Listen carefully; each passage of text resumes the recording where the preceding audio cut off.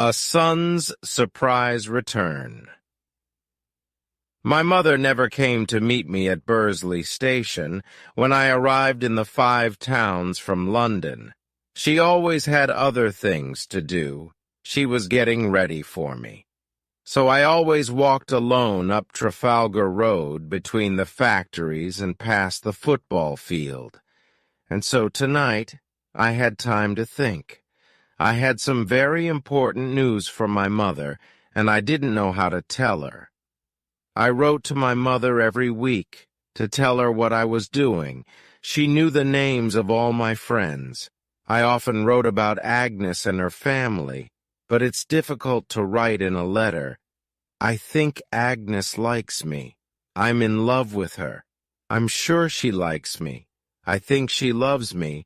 I'm going to ask her to marry me. You can't do that. Well, I couldn't do it. And on the 20th of December, I asked Agnes to marry me, and Agnes said yes. But my mother didn't know anything about it. And now, on the 22nd of December, I was coming to spend Christmas with my mother. My mother was a widow. I was her only son.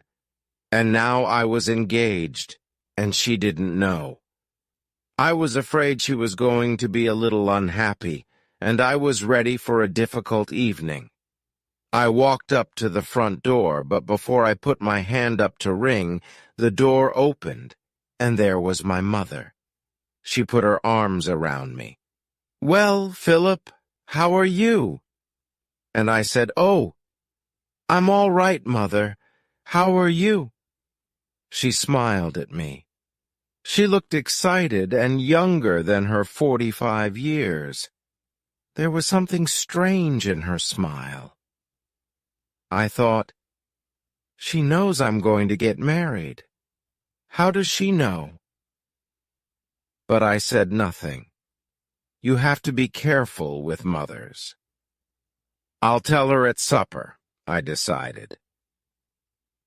I went upstairs to my bedroom. When I came down, my mother was busy in my kitchen.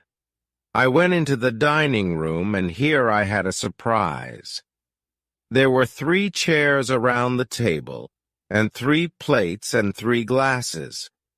So Agnes was coming. I didn't know how my mother knew, but she did know.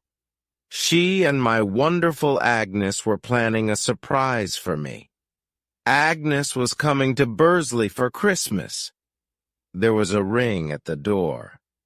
It's Agnes, I thought, and running to the door, I opened it. It was Mr. Nixon. Mr. Nixon was an old friend of the family. He was a large, strong man of about 49 or 50. He was very helpful to my mother after my father's death. "Good evening, young man," he said. "It's good to see you back in Bursley." But I wasn't very happy to see him tonight because I wanted to talk to my mother. I couldn't talk to her about Agnes, with Mr. Nixon sitting at the table. We started our supper. We talked about this and that, but nobody ate very much. I was thinking about what to say to my mother when Mr. Nixon went home. At the end of the meal, I told my mother that I must go to the post office. I had an important letter to post. "Can't it wait until tomorrow, my pet?" my mother asked. "It can't," I said. My letter, of course, was to Agnes. A letter to Agnes could not wait until tomorrow. I walked over to the dining room door. "A letter to a lady?" asked Mr. Nixon, laughing. "Yes," I replied. I walked to the post office and posted my letter. When I got back home, I was sorry to see that Mr. Nixon was still there. He was alone in the sitting room, smoking. "Where's Mother?" I asked. "She's just gone out of the room," he said. "Come and sit down. Have a cigarette. I'd like to talk to you, Philip." I took a cigarette and sat down. I hoped the talk was not going to be a long one.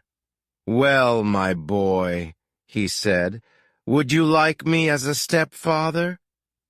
For a second I could not move or speak. "What?" I said. "You mean you and my mother?"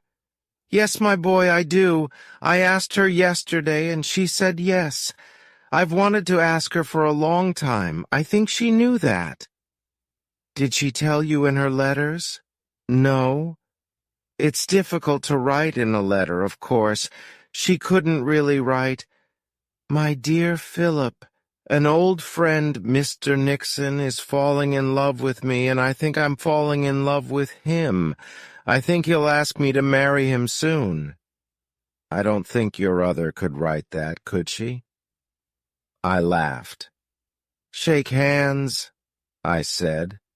"This is wonderful news." After a moment my mother came in, a little red in the face. "The boy's very happy, Sarah," said Mr. Nixon. I said nothing about my own plans that evening. It was something new to me that my mother could fall in love, and that a man could fall in love with her. It was something new to me that she was lonely in our old house and that perhaps she wanted a new life. Perhaps, like all sons, I thought only about myself and my life. So I decided to say nothing about my news, and that evening my mother came first for me. I could tell her about Agnes tomorrow. We live and learn.